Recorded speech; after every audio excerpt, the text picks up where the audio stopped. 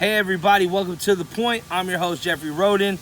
Today's episode, we're dealing with scientifically, if the mind was proven to be at an adolescence to the age of 26, why is Iowa still giving out life sentences for 18 and 19 years old? Today's a special day. We're going to have our first call-in. His name is Joe Houston. He is serving a life sentence in Fort Madison, Iowa. So having him call in, getting his feedback to the point is very important. We're going to get a first insight of the trials and tribulations. So he's calling in right now. Sent to you from Joe Houston. Can you see? at Iowa State Penitentiary in Fort Madison, Iowa. You must listen to this entire message before entering a selection. To accept this call, press 5. To refuse this call, hang up now. To block this call and all future calls, press 9. You may enter a selection now. You may begin speaking now. Hello? Yeah. Hey, Joe, welcome to The Point. As I was telling our audience, today's topic is we're dealing with if scientifically the mindset of the adolescence is to be at 26, why is Iowa still giving 18 and 19-year-old men life sentences? So if you can, real quick, can you give them a little bit of background on yourself? Yeah. My name is Joseph Houston, and I've been in prison for a while, 22 years. I got my case at the age of 18, and 2 months after turning 18, the crime was committed, and I got a life sentence for kidnapping. I was charged with murder and kidnapping. I got acquitted of the murder and got the kidnapping. In that time of my immaturity, there was a roller coaster within me and the emotion within me. It was hard for me because I lost my mother at the tender age of 15. Then I experienced the pain once again, more from my grandmother when I lost her at 16. So every decision I made moving forward was clouded by raw emotion and immaturity. So the reason I'm able to understand my emotions and immaturity right now today is because I'm an adult that's mature and knowledgeable to my emotions, failure as a adolescent juvenile. So I'm trying to right now figure out the situation and what's going on here in Iowa, my home state. Is everyone around Iowa is accepting the science of maturity from the teenage years from 13 to 19. Well, we here at The Point, we did a little bit of looking into. We found that a couple definitions. The definition of a youthful offender. Now, this is from the United States Supreme Court. So the definition of a youthful offender is a sentencing destination given to some defendants that are under the age of 21 and facing charges within the adult criminal justice system. In order for a defendant to be sentenced as a youthful offender, the defendant must qualify January 4, 2012. So what that means to us is that the defender must be 21 and under by, I'm sorry, I said January 4, 2012. That's June 4th of 2012. That's when this was passed. So, by being under the age of 21, it shows that, you're still considered a youthful offender. Now, another definition is a youthful offender record is not a criminal record. It is automatically sealed and does not have to be reported on any applications for college or work as a criminal conviction. It does not qualify the youthful offender from holding a public office or public jobs. The youthful offender maximum sentence can be no more than 4 years in jail. Now, obviously, with me speaking to you today, Iowa is not abiding by that. And as I've gone, I've gone through it myself. 17 years old, I was in prison, and we well exceeded the 4-year limit, and we both have criminal convictions. So, can you explain and tell me how you feel about hearing that and some of the trials and tribulations, like some of the points that you're trying to make aware of? To answer that question is, and to piggyback on what you just said, I want to make it clear that Iowa has accepted the science of the maturity of an individual, but they've taken only parts of the science, and still is lagging behind in upping the age limit and looking at them as a youthful offender.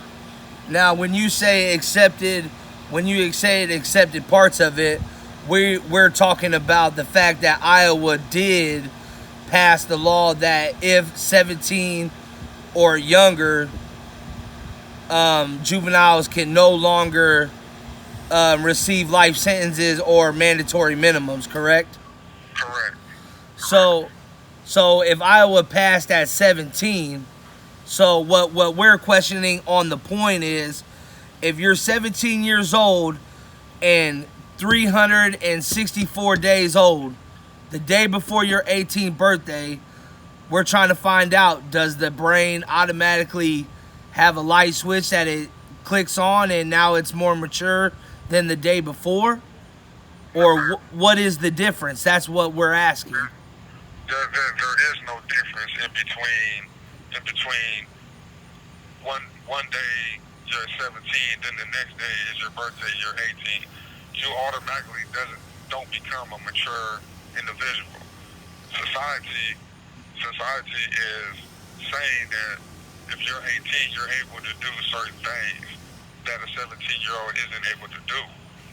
In which there's a second line there in which 18-year-olds can't do until they're 21.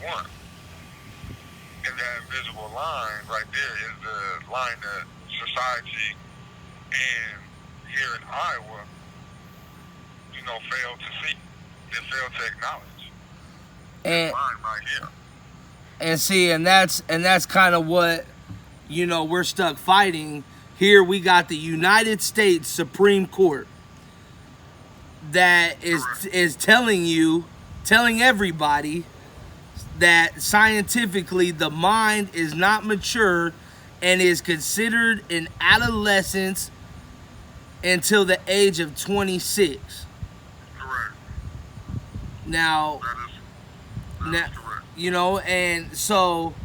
and for an example, California state law has bumped their age limit as far as youthful offenders to 26, among other states. Yeah, amongst other states than Iowa, our next door neighbor, which is Illinois, has bumped that has resentenced individuals at the age of 19. And in doing that, they use Iowa law, which are two cases, which are called Lau and Knoll, and they use those cases and counteract that and say, we believe, this is our next door neighbor, Illinois, they're saying, we believe the science, we acknowledge the science, and with the science, we can't argue that. So we're going to resentence these people and take the science and resentence these people and give these people the opportunity to be, come back into society.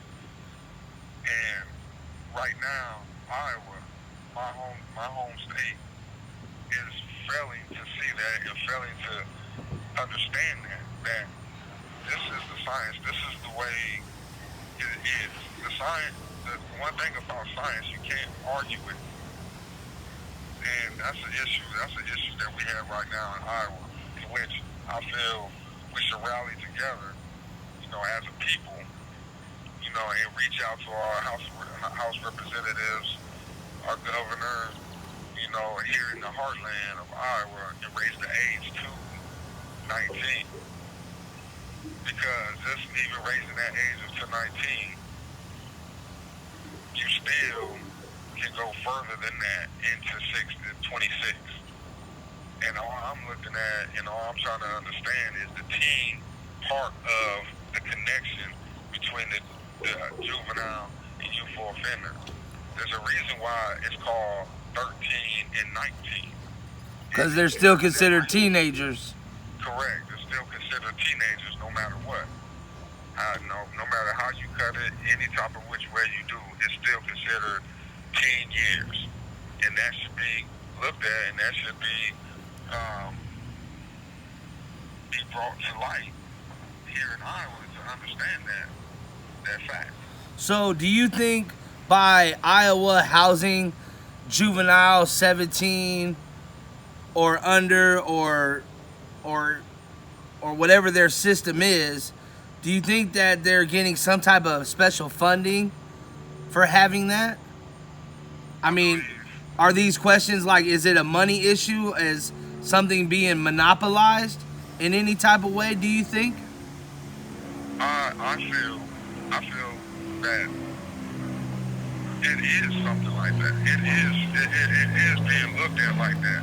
Everybody in this system, in these prisons in Iowa, has dollar signs on them. Everybody in this Iowa system, prisons, has a dollar sign on it. So they gotta understand. They talk about trying to rehabilitate. They talk about trying to help those that have issues and things of that nature. But at this point in time, the whole prison system in Iowa is overcrowded. They're not letting no one go. They're not trying to understand that you got to be rehabilitated. There's no programs. There's nothing within this system that's trying to better the individual for when they do finally get pushed back out there in society and have some type of skill to go with them. And that is what we're lacking. That's what's lacking in this system right now. So the point is, we're really trying to get awareness to the fact that, there's some obvious unlawful justice going on here in the state of Iowa. I mean, the facts are, they're out there. The United States Supreme Court, they're out there. They're saying they believe in the science. There's nothing more to be proved. There's nothing more to be argued. It's just the question of, why hasn't Iowa got on board? Why has Iowa only took bits and pieces that they wanted to and jumped on board? Ask yourself that and get back with us.